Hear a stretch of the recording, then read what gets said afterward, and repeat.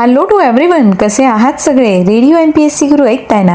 Radio MPSC Guru spreading the knowledge, powered by Spectrum अकॅडमीमध्ये मी RJ Priya तुम्हा सर्वांचं मनापासून स्वागत करते. चला तर मग आजच्या दिवसाची सुरुवात करूया एक चांगला आणि प्रेरणादायी विचार ऐकूया आजचं विचारधन हे सत्र.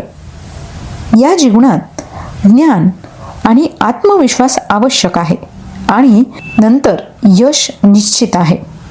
विद्यार्थी मित्रांनो, जर तुमच्याकडे ज्ञान आणि आत्मविश्वास असेल तर तुम्हाला यश नक्कीच प्राप्त होऊ शकते. इतकंच आजच्या या विचारधनमधून आम्हाला तुम्हाला सुचवायचं आहे. चला तर मग यानंतर ऐकूया आजच्या दिवसाचं विशेष म्हणजेच आजचं दिनविशेष हे सत्र. 24 ऑगस्ट 1456 साली जर्मनीतील मेन्स येथे जोहान्स गुटेनबर्ग यांनी बायबल ग्रंथाचे छपाई काम पूर्ण केले होते. विद्यार्थी मित्रांनो, जोहान्स गुटेनबर्ग हा एक सुवर्णकार, लोहार व्यावसायिक, मुद्रक आणि प्रकाशक होता. त्याने जगाला आधुनिक मुद्रण कलेची देणगी दिली. त्याच्या फिरत्या यांत्रिक छपाई मानकामुळे मुद्रण क्रांती घडून आली, जे आधुनिक कालखंडाचं एक महत्त्वाचं वैशिष्ट्य मानलं जातं. त्याने छापलेलं बायबल हे जगातील पहिलं छापील पुस्तक मानलं जातं. यानंतर जाणून घेऊया आणखी काही महत्त्वाच्या घटनांविषयी. सन 1608 साली ईस्ट इंडिया कंपनीचे हेक्टर हे जहाज सुरत इथं पोहोचलं होतं. 1690 साली ईस्ट इंडिया कंपनीचे एजंट जॉन चार्नोक प्रथम शहरात आल्यानंतर त्यांनी स्थानिक जमीनदारांकडून 3 गावे सुतानुती, कोलकाता, गोविंदपूर विकत घेतली होती. 1699 साली ईस्ट इंडिया कंपनीने विकत घेतलेल्या कोलकाता या शहराला प्रेसिडेन्सी शहर म्हणून विकसित करण्यास सुरुवात केली. तेव्हा त्यांनी त्या शहराचं नाव बदलून कलकत्ता असं ठेवलं. कलकत्ता या शहराविषयी सांगायचं झाल्यास भारतातील पश्चिम बंगालची ही सध्याची राजधानी आहे. हुगळी नदीच्या किनाऱ्यावरील हे शहर 1772 पासून 1912 पर्यंत ब्रिटिश भारताची राजधानी होतं. भारतातील पहिली भुयारी रेल्वे ही कलकत्ता इथूनच धावली होती. कलकत्ता या शहराला आनंदी शहर असं देखील म्हटलं जातं. हे भारतातील प्रगत सामाजिक, सांस्कृतिक आणि राजकीय शहर आहे. कलकत्ता हे शहर संपूर्ण भारतात येथील काली मातेसाठी आणि फुटबॉल या खेळासाठी सुद्धा प्रसिद्ध आहे. आजच्या या कलकत्त्यात आधुनिक भारताच्या इतिहासाच्या बऱ्याच कथा आहेत. हे शहर भारताच्या शैक्षणिक आणि सांस्कृतिक बदलांचे मुख्य केंद्र म्हणून ओळखलं जातं. दुसरीकडे हे भारतातील साम्यवादी चळवळीचा गड म्हणून देखील ओळखलं जातं. या शहराला सिटी ऑफ जॉय आणि वाड्यांचं शहर म्हणून देखील ओळखलं जातं. कलकत्ता हे उत्कृष्ट स्थान असल्यामुळे पूर्व भारताचं प्रवेशद्वार म्हणून देखील या शहराची ओळख आहे. यानंतर जाणून घेऊया आणखी काही महत्त्वाच्या घटनांविषयी. सन 1969 साली भारतीय राजकारणी नेते V. गिरी यांनी भारताच्या राष्ट्रपतीपदी त्यांची निवड करण्यात आली होती. ते भारताचे 4थे राष्ट्रपती होते. या होत्या आजच्या दिवसाच्या काही महत्त्वपूर्ण ऐतिहासिक घटना. यानंतर जाणून घेऊया अशाच काही महत्त्वाच्या आणि विशेष व्यक्तींविषयी ज्यांचे आज जन्मदिन आहेत.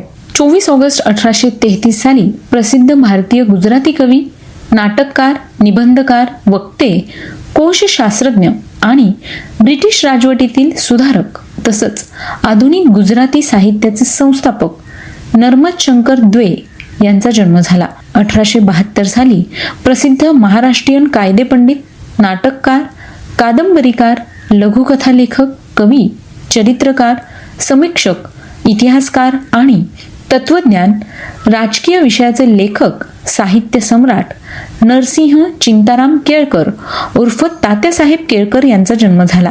1888 साली पद्मविभूषण पुरस्कार सन्मानित स्वतंत्र भारतातील मुंबई राज्याचे पहिले मुख्यमंत्री व भारताचे ब्रिटनमधील उच्चायुक्त बाळ गंगाधर खेर यांचा जन्म झाला.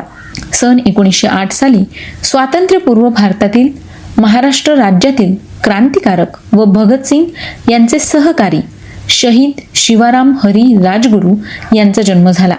विद्यार्थी मित्रांनो, आज आपण व्यक्तिविशेष या सत्रात राजगुरू यांच्याविषयीची सविस्तर माहिती जाणून घेणार आहोत.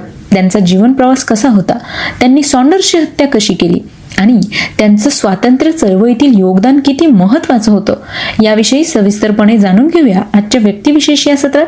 तेव्हा आजचं व्यक्तिविशेष हे सत्र ऐकायला चुकवू नका. यानंतर जाणून घेऊया आणखी काही महत्त्वाच्या व्यक्तींविषयी. सन 1918 साली पद्मविभूषण पुरस्कार सन्मानित प्रसिद्ध भारतीय राजकारणी व भाजपचे माजी उपाध्यक्ष व माजी केंद्रीय परराष्ट्रमंत्री तसंच केरळ माजी राज्याचे राज्यपाल सिकंदर बख्त यांचा जन्म झाला. सन 1932 साली प्रसिद्ध महाराष्ट्रीयन मराठी साहित्यिक समीक्षक R.G. जाधव यांचा जन्म झाला. सन 1944 साली संगीत नाटक अकादमी पुरस्कार सन्मानित प्रसिद्ध भारतीय ओडिसी शास्त्रीय नर्तिका संजुक्ता पाणिग्रही यांचा जन्म झाला.